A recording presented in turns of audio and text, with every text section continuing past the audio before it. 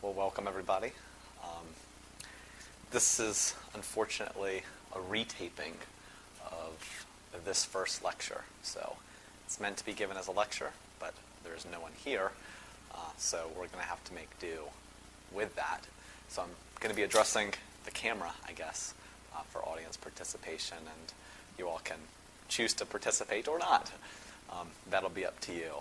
So with that being our first caveat, we'll then move on to the other caveat. So firstly, I can't say this enough, I'm not an expert in this stuff, and what I'm saying is largely just based on the sorts of things that I've learned, both through my education here as well as, just observing people, patients, and a huge bunch of the information I got from Wikipedia. So it's not necessarily the information that I'm presenting to you that's important, but rather the way of going about thinking that I think is the main goal of this lecture series, is changing the framework of the way that you view things, mainly for psychiatry, but I think the concept can be applied to any sort of complicated system that we tend to reduce. So you're going to hear a lot of a recurrent theme during this lecture series of, we're going to think functionally, not reductionistically. I can't really say that enough, because it's going to be the focus really in each of these lectures, is what is really going on a functional level. All right? So I have to say my inspiration for giving these lecture series came from Dr. Robert Sapolsky. I've watched his lecture series on the internet and read his books. He's an awesome guy. I got to say, I got a little man crush on him. So I steal, to some extent, a couple of his jokes, but more so really just the structure and the way of going about thinking about psychiatry in a different way is largely coming from what I've sort of come to appreciate to be his approach to studying behavior. He studies it a lot in a different species, although I'm sure he's probably interested in humans as well. But I'm going to focus probably more so on humans because I think that's really what we're focusing on as a field here in psychiatry. So we're going to go through a whole bunch of series of lectures. It's going to start just sort of broadly with ways of thinking, and then we're going to go into specific types of levels of understanding. And we're going to start with genetics. We're going to get to some of that today, and then we're going to move through the basic sciences like a neuron and endocrinology and memory and all that stuff. So we'll start on sort of the small scale, and then we'll move to more larger scales with looking at things like neuroanatomy and functional structures and those types of things. Then we'll move to more complicated real issues like behaviors, and then more complicated social behaviors and even disease, hopefully at the end. And that'll be the structure of this course, just to give you a little bit of an idea of what we're doing and where we're heading in that type of thing. All right, so we'll get started. Calling this talk the Metaphysics of Psychiatry because, again, we're not really so much talking about psychiatry in a traditional sense, but more just a different way of thinking about it on a functional physical level. And I'm going to tell you lots of lies. I can promise you that. I generally will try and correct my mistakes as this series goes on. And some of it is just me speaking out of my head, which I tend to do. So we'll get started. All right, so this is going to be the first slide that we're going to go through, and it's also going to be the last slide of the last lecture. And I just want to get you all thinking about some of these things so that we can see how we're thinking about these things change as we get a sense of the different ways of approaching these types of concepts. So to start with, we're just going to, I'm just going to encourage you to think about, some of these beliefs. So, who watching believes in free will, or predestination, God, with a capital G, evolution, the complete explanatory potential of nature. On the other hand, sort of the explanatory potential of nurture. And then more commonly asked, or a point of contention that I have of often people in the medical field and even in psychiatry is, I just want to get you all to think about where you think these phenomenon lie that we're going to go through, either in the mind, in the brain, or in the body. Maybe I'm setting you up a little bit. But, schizophrenia, seizures, a heart attack, pseudo-seizures, tics, like the herky-jerky stuff, breathing, and yawning. And then again, I want you to think about, what is Prozac? If I were to ask you what is Prozac, what would your response be to that? And, the next logical question, how does it work? Sort of think about what your understanding of Prozac and how it works is. And then next, and probably even more difficult, is, what is depression? And, what follows is what causes depression. And try and think about what your understanding of these phenomena are, regardless of whether you have, formal medical psychiatric training or not. And the final question that I would pose to you all is, are human beings rational creatures? And we'll cover some of this stuff throughout the lecture series, either directly or indirectly, and it'll be interesting to see, if your thoughts change or not. So again, what's the point of this lecture series? And part of it is just, for me to be able to go and relearn this stuff and force myself to think about it and hear myself talk. But more importantly is to really try and get a way to think about very, very complicated phenomena. Because in psychiatry, what we're being asked is a very difficult question. So it's not just about the brain. It's not just about behavior, but it's about human behavior. And not just human behavior, but human social behavior and human pathologic behavior. And to be able to answer that question scientifically is pretty,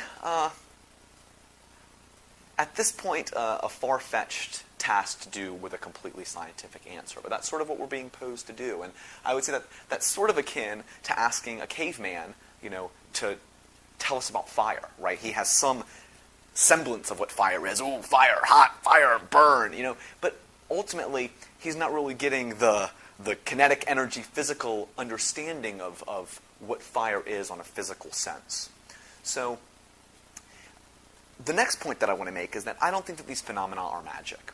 So I think that there's some real underlying physical principle that's going on neurobiologically that's driving these things. Of course, it's all in a larger context of human understanding and symbols and culture and that sort of thing. But it's not magic. Depression isn't just this magical thing. There's really something neurobiologically behind it. And again, I talked about lying, and this may be my first lie to you, although I may have already lied to you. There's a quote that I'm not paraphrasing it, goes along the lines of, any technology that's sufficiently advanced can be viewed as magic. And I think that was Arthur C. Clarke. And I think at this point, the brain is a little bit more complicated than we are really able to understand on a mechanical level, although we are making some approaches towards that, but in some ways it's in the right ways, and in some ways it's in the wrong ways, and we'll get to that a little bit as well. So the idea is that, when you think about depression and you think about illness, I want you to be able to think about this stuff in different ways and not just in the ways that's handed to you in the textbooks or that people talk about. Separating this idea of depression and serotonin as this one-to-one connection, and even this idea as depression to depression as a one-to-one connection. But really being able to understand this in a larger context of systems and how systems maybe interact functionally. And again, to become more self-aware of our thinking. So, of course, we're not able to hold this meta level of understanding for phenomena, going on at the same time. When we're driving a car, we don't want to be thinking about how all of the parts have to be interacting with each other in such a complicated way to be able to drive it. We don't want to have to think if we turn the steering wheel about all the mechanics that have to go into making those wheels turn and the physics which are underlying the wheels turning to, a change in our direction. We simply want to just turn the wheel and have it do that. But it's useful and I think important to be able to go down into that level of understanding if it's necessary. And that's sort of the idea of what I want to be able to give you, to be aware of, on what level are we thinking? Are we just sort of being reductionistic, and is that getting in the way of our understanding? So I want to take this opportunity to talk about learning. I'm going to give a whole lecture, or half a lecture later about learning on a neurobiological sense. But I want to talk about learning on a practical sense, because I've been a student a long time, and I guess probably most of us, whether we like to think of this or not, our students our whole lives. We're learning creatures, we're learning animals. Life wouldn't be very much fun if we didn't learn. But I think that some people are much, much better learners than others. And, I've heard of this thing called the talent myth, and I think that it's largely true. I do think that, raw talent to some extent is important in talking about your potentials and how quickly you can learn. But ultimately, when you see these people who end up becoming, world class at whatever they do, whether that be at, some musical instrument or a sport or, whatever people choose to tackle, it's almost more important about how they go about training and learning. And that is really the idea of intention. And, intention is probably the most important part of learning. My roommate, Casey, sits there, and he's a brilliant guy, but when he's learning, he's got his TV on, the computer's on, he's got a book open, he's got a lecture or a paper here, and he's just sort of studying because he thinks he should be studying, because he's got to study a certain amount of time. Whereas, the goal of studying isn't to sort of make us feel less guilty about it. The goal of studying is to learn, hopefully. And so what I would encourage you to do is study with intention, and do it, most things with intention, if you want to be able to see realistic gains. And the idea behind that is to understand that, I want to learn something, and so what is going to be the most efficient way for me to learn this and retain this information? So the next point is getting an integration, redundancy, and consolidation. And that's going to be really the entire point of this lecture. You're not going to remember any of this stuff if you don't make it meaningful to you, if you don't integrate it with what you already know. And so I'll give a couple of examples. I'll start off with a practical example. We can imagine Charlottesville as a town, right? And we can be at point A at the hospital, and we could want to get to, say, point B, to Wild Wings Cafe over here, right? So at some point we're going to have to memorize the path between the hospital and Wild Wings Cafe. But then, say, if we want to go to a restaurant that's next to Wild Wings, whatever that may be, Continental Divide, it's hearsay. We could either relearn this entire path from here to here, or simply remember how to get to Wild Wings and then make the jump to Continental Divide. And what I encourage you to do is to allow your knowledge to build upon itself. And so you have a web of knowledge that's supporting itself. And that is what's going to allow for long-term learning, is what I'm sort of encouraging. And so to give you sort of an example, and we'll have more examples even during this hour of ways to make this integrated and redundant.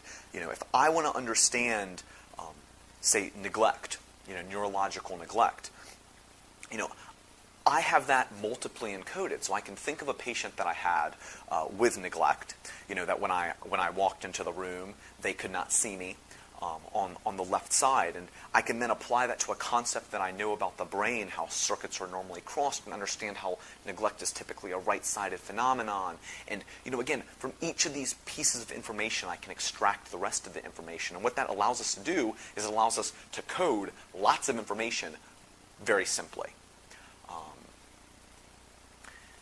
So the next point is repetition, and I, again, think that I'm going to try and use repetition during this lecture series, and my guess is most things that you know and know well, they're things that you use over and over, and they become repetitive. But we can enhance that by, forcing ourselves to be repetitive. So whenever we see something that is linked to other pieces of information that are connected to that, to sort of re-assimilate all of that information.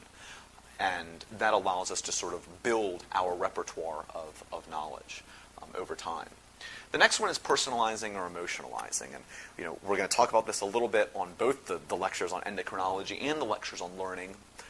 And while I'm here, we've sort of got our monster, which is going to tie these two, the emotionalizing and the drugs part, together a little bit. So we can do certain things either through a chemical or through a behavior that is going to allow us to be more able to store information.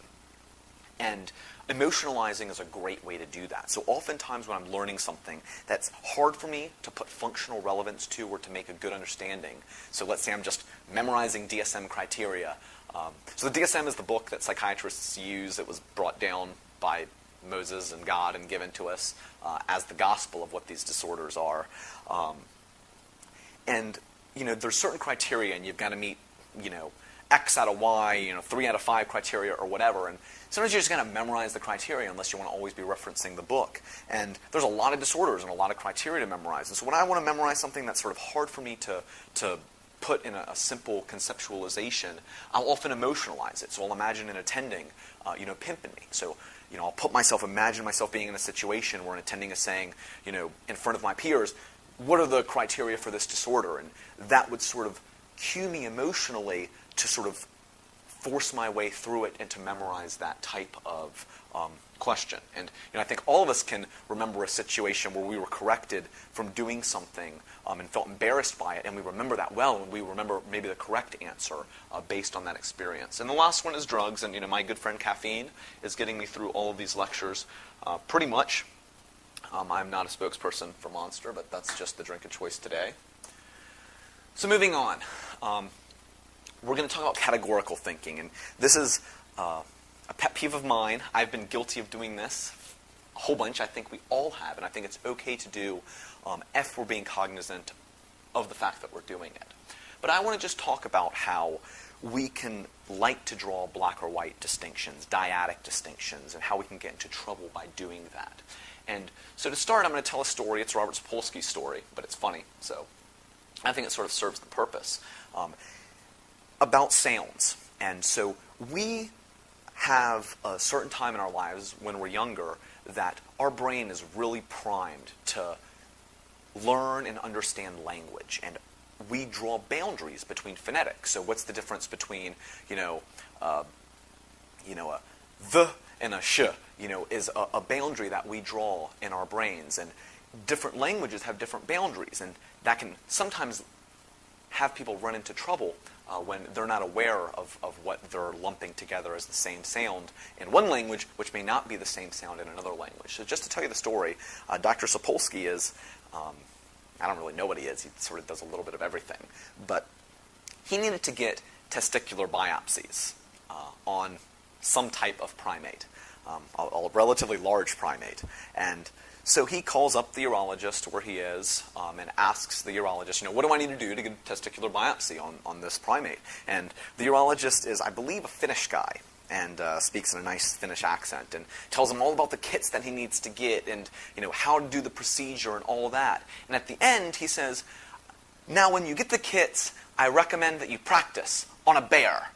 And, this is obviously a little get taken aback a little bit by that, and so you ask, a bear, what? And so the urologist says, of course, a bear. We have all the residents do it. I know it sounds silly, but it's very good practice. Go and practice on a bear.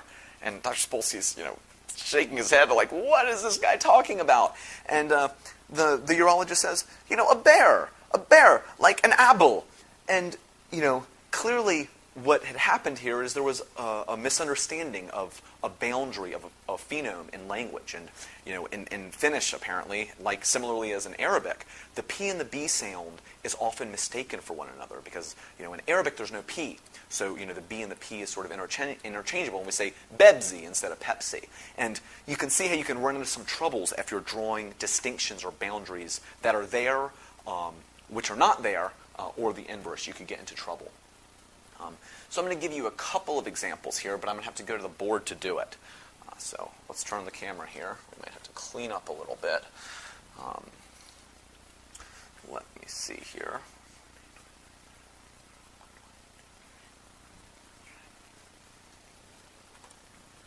I'm going to write a series here.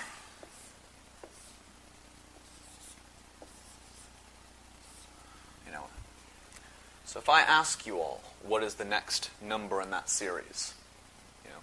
We can maybe get many different answers. And depending on your background and what your understanding of numbers and concepts and where you're coming from, it could be very different things.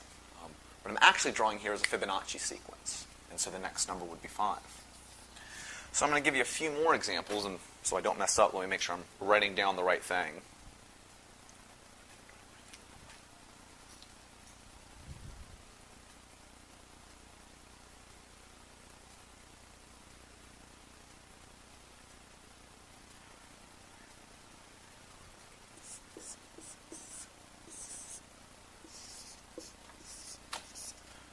So if I gave this as a sequence, I think that most of us psychiatrists, at least in Virginia, would not have much problems answering what this next letter is, right?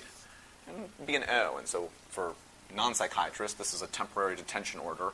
This is an emergency containment order or something like that. And they're sort of involuntary commitments that sometimes we will get for a patient who's not safe. But again, if you're not a psychiatrist, this even doubly sort of proves the point, to the sense that, what is an obvious sequence for people who have a way of thinking about things may not be obvious to another. So I'll give you another example. If I were to ask this exact same question to, say, someone involved in politics or the UN, this would be very easy for them. And, it's the Territorial Defense Organization and the Emergency Committee for, Israel, right? And so you can understand at this point how what your thought processes are, where your connections are, can easily push you to thinking one thing or another. And so similarly, if I put something like this, with this here,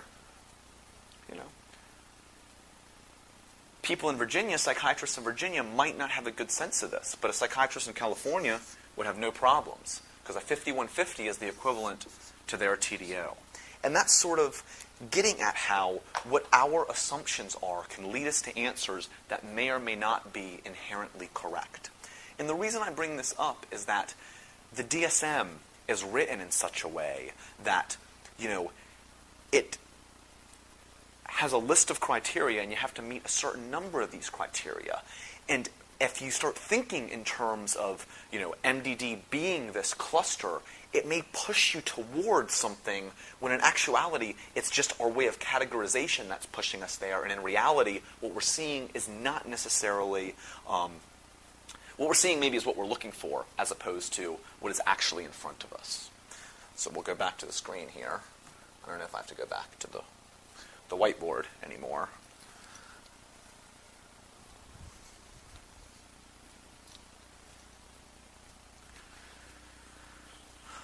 All right. So moving on to the next point about boundaries and re-energize. All right. So if I ask you all, what's the difference between a 69 or a 70?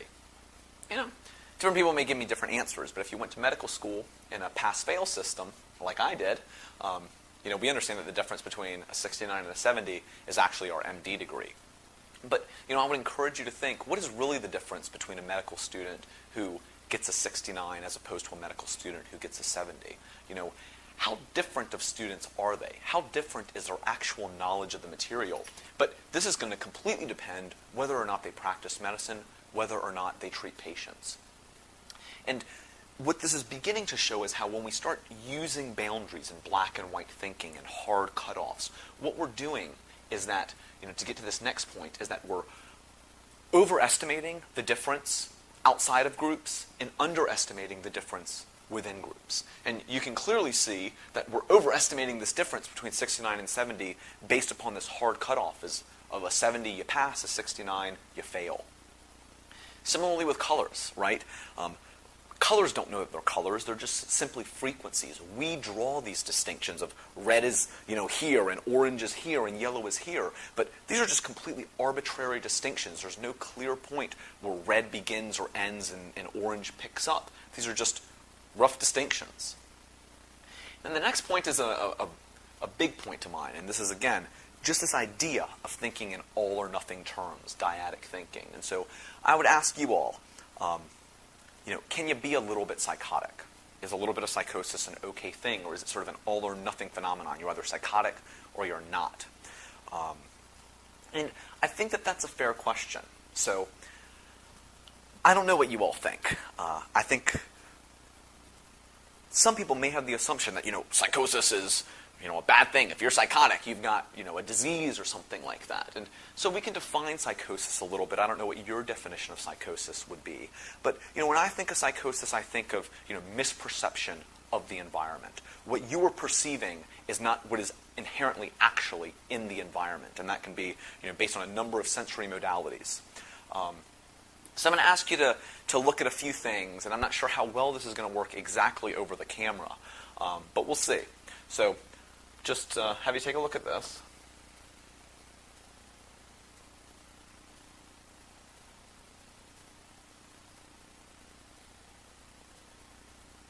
So that's our first example. And here's our second example, and hopefully you all can see this well.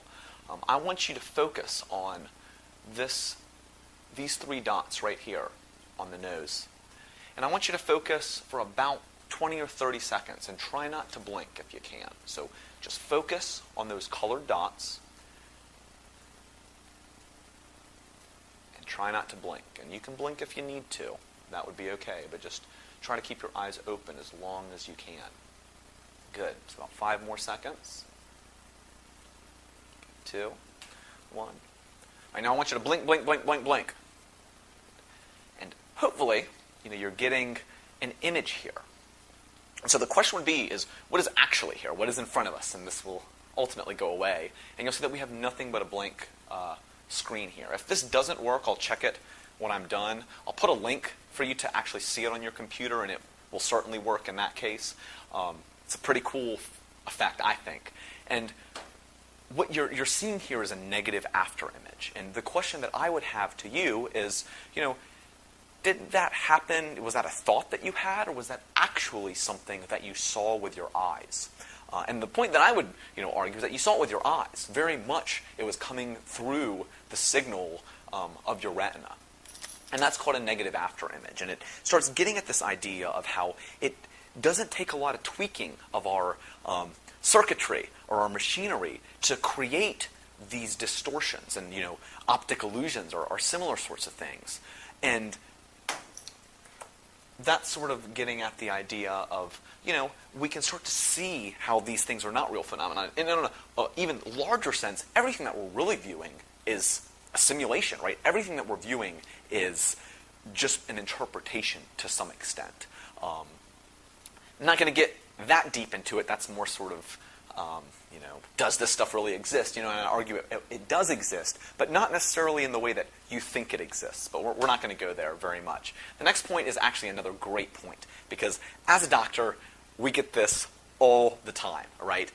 You offer something to a patient, a medication, they're like, nope, I'm not taking any drugs, I don't believe in drugs, all this drug stuff is unnatural, right? And what we're seeing there is clearly this dichotomy. So I'm going to pose a few thought questions and just have you think about them. And the first one is, what is oxygen? Is oxygen a drug? What happens if you don't get enough oxygen? You don't get enough oxygen, you get a little bit goofy, you start changing colors, you start having some physical symptoms, you completely cut off oxygen, and you die. So what about food? Is food a drug? And if you look at what's in your food, look at the ingredients.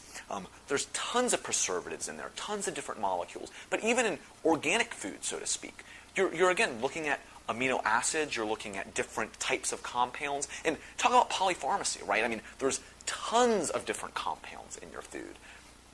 And then the next distinction is this idea between natural or not natural, right? So, natural is good, not natural is bad, these sorts of things. But think about something like caffeine, right?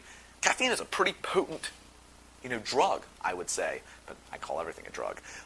Think about, strychnine or cocaine, right? Those are natural, but not necessarily good for you. And then when we talk about polypharmacy, sort of as the next point, we talk about not giving polypharmacy. But the truth is when you give one medication, it's a molecule, and that molecule is actually converted into lots of other molecules quite often. Not always the case, but quite often. And, we don't think of that as polypharmacy, but your body doesn't know the difference. It's seeing lots of these different molecules. And sometimes I think we delude ourselves in the way that we think in certain ways. And, the next thing that I encourage you to think of is, what about behavior, right? We make this distinction between drug, not drug, and behavior. Well, behaviors have very, very powerful neurobiological correlates. Your behaviors have an underlying neurobiological underpinning. And of course, they can affect the way that we feel, they can affect the way that we act. So, the question that I have for you is, when is the last time your Prozac gave you an orgasm, right? So clearly, our behaviors can have huge effects on our mood, on our feelings, on our thoughts. And, it's about breaking down these rough distinctions, drug, natural, not natural, right? How many of these people who say that I want to only take something that's natural, they have indoor plumbing, right? How natural is that? So anyways, I'll leave that topic alone and we'll just move on. And not to hate on this type of thinking, it is naturally human to think in black and white. Studies have shown this. That's what we like to do. We like to have us and thems, and that's just the case for things. We also like Bob Marley. And the point is that if we just focus on these categories and don't see the larger picture that they're in, we're beginning to sometimes miss what's actually happening. So moving on. What's going to be the plan here? So I'm going to go through a lot of different talks. Some of this is just going to be memorization. There's handouts to these. I'm going to try and put them on the internet as well for you all who are viewing this, so you can download the handouts if you want. So first you're just going to memorize some of this stuff. It's just, a necessary evil. And then you're going to begin to synthesize and integrate this stuff. You can integrate it with each of the talks, but also more importantly, integrate it with other things that you learn from other mediums. Integrate it every time that you speak with a person or see a patient or, have a conversation with a patient about one of these things or about what's going on with them and try and make connections there where they exist. And that, pushes us into the next point. As we start observing these things and observing them not through a lens of boxing these people into things, but just observing the phenomena for what they are, we can begin to see connections and begin to make predictions. And I'm going to talk a little bit more about the predictive potential of these things if you're able to look at them in a sort of physical way that makes sense to you. And then the eventual goal is, to try and understand these phenomena on a level that allow us to manipulate them rationally. And we'll see how close to that we can get. So again, I'm stealing this joke from Dr. Sapolsky. I promise these lectures become much more my own as we go forward. So we're going to talk about our first neurobiological scenario. All right, so you've got this chicken.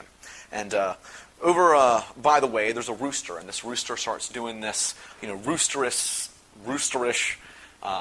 sexual dance, and you got the chicken over here, and it's starting to get excited at seeing what the rooster's doing, and all of a sudden it rushes over to meet the rooster. And so the question is, why did the chicken cross the road?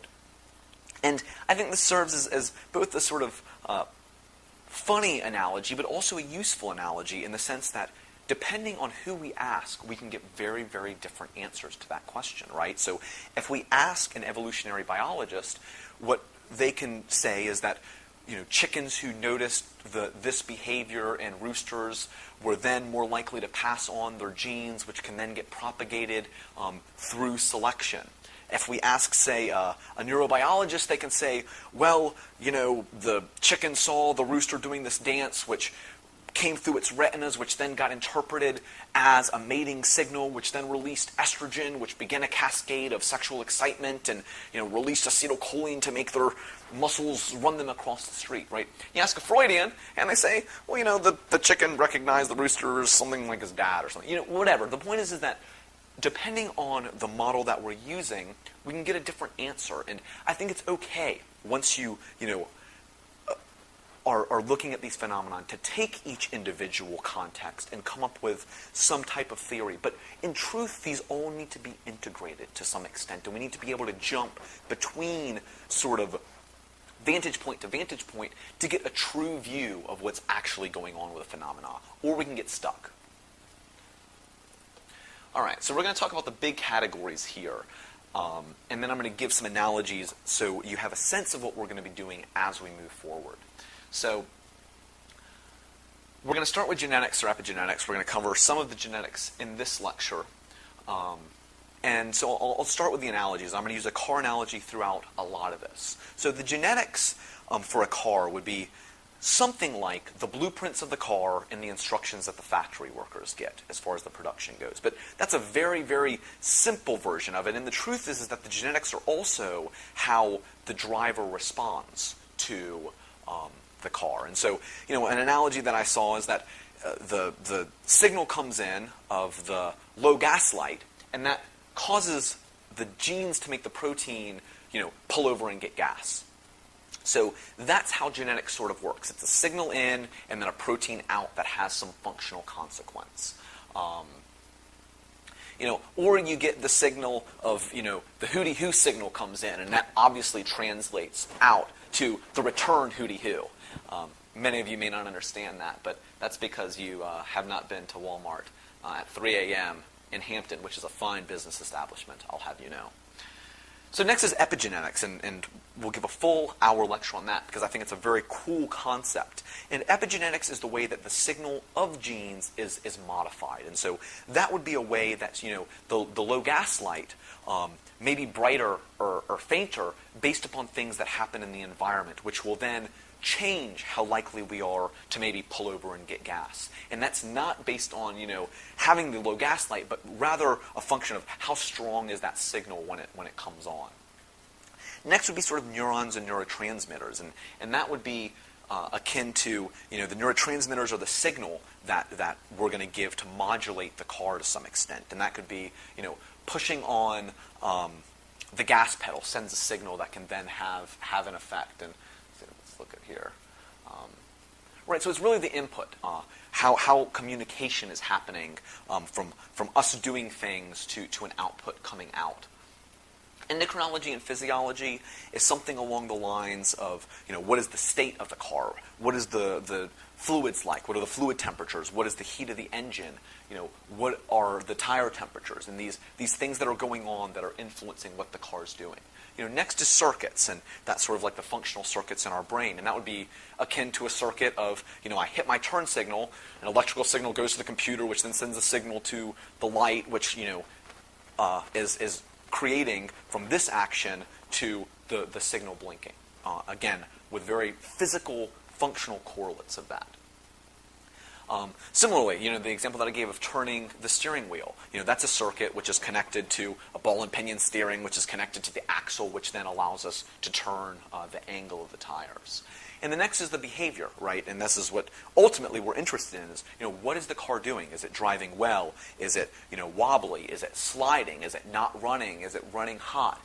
And all those sorts of things. And then the next point is going to be probably the most tricky point is, looking at the environment and how time and balance has influenced these sorts of things, right? So if we're driving,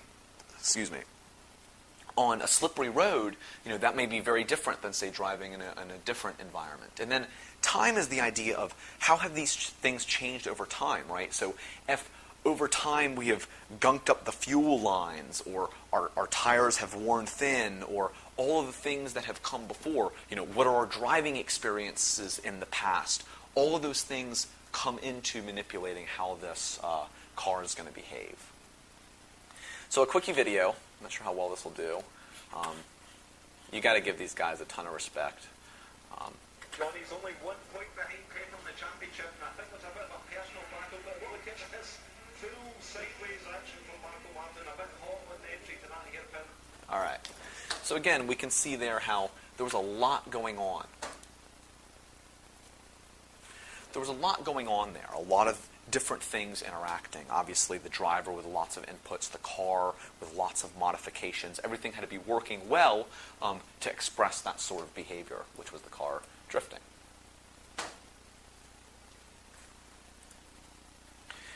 So now we're going to use this on a real behavior.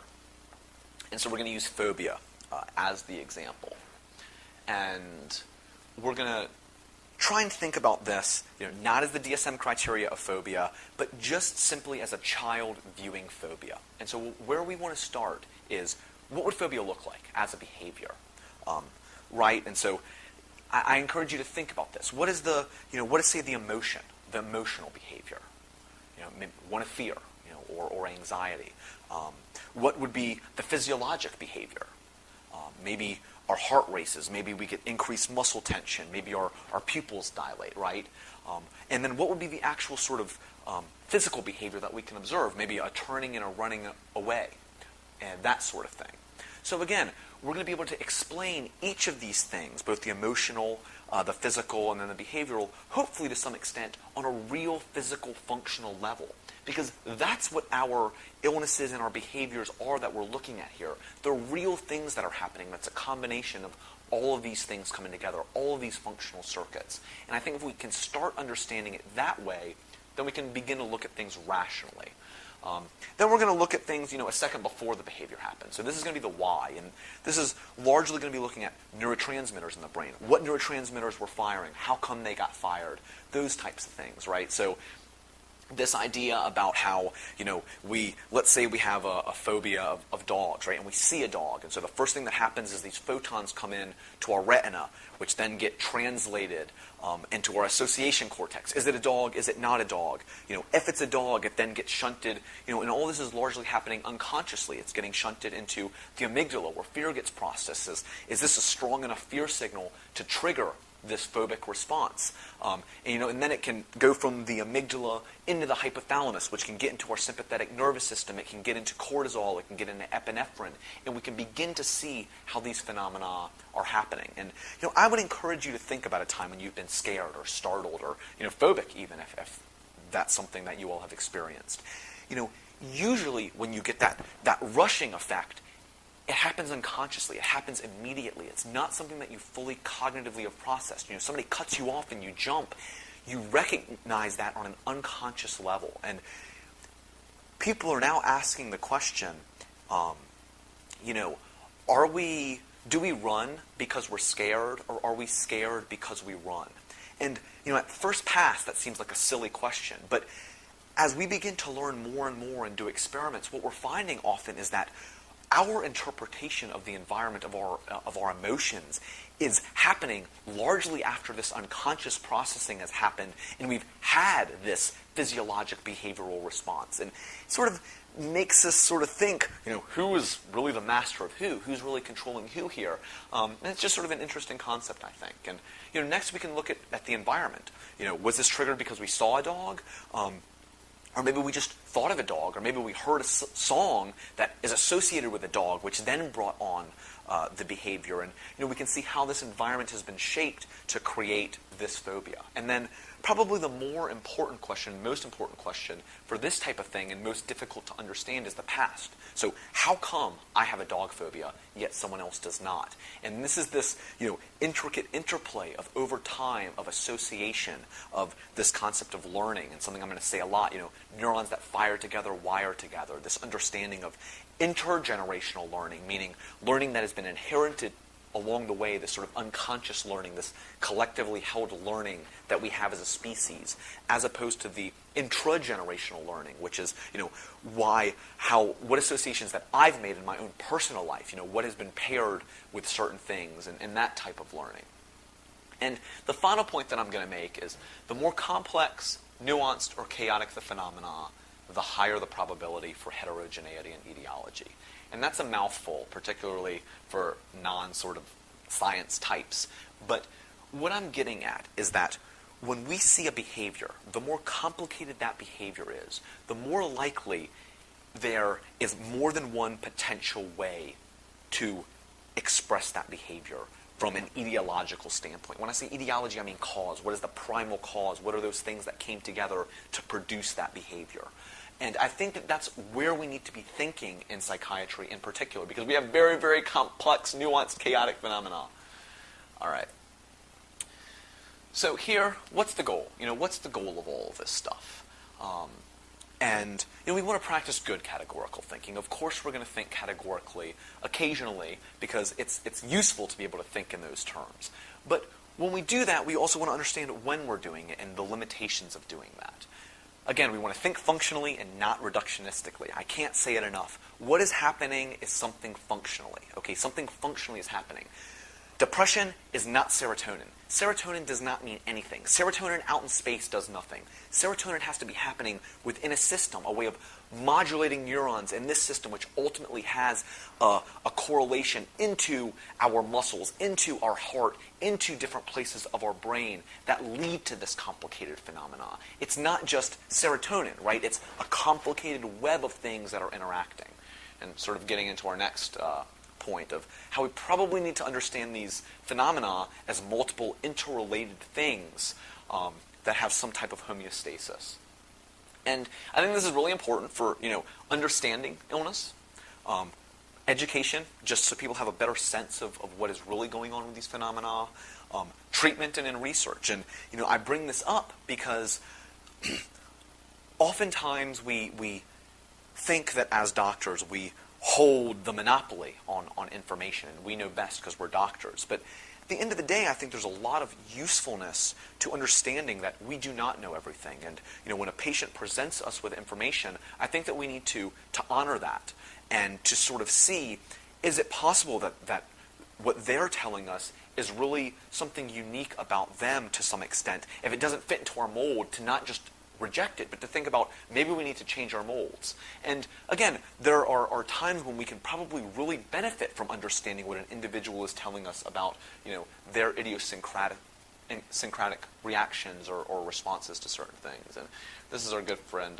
Hema Rage. It's got psychoneurocomplex. So that'll finish up the first lecture on categorical thinking.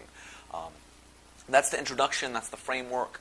Next, we're going to talk about genetics and epigenetics. And I guess I'll combine those two lectures. It'll be a little bit longer, but it makes sense to put those two together. So I hope you all enjoyed, and hope you all can join me with the rest of these. So take care.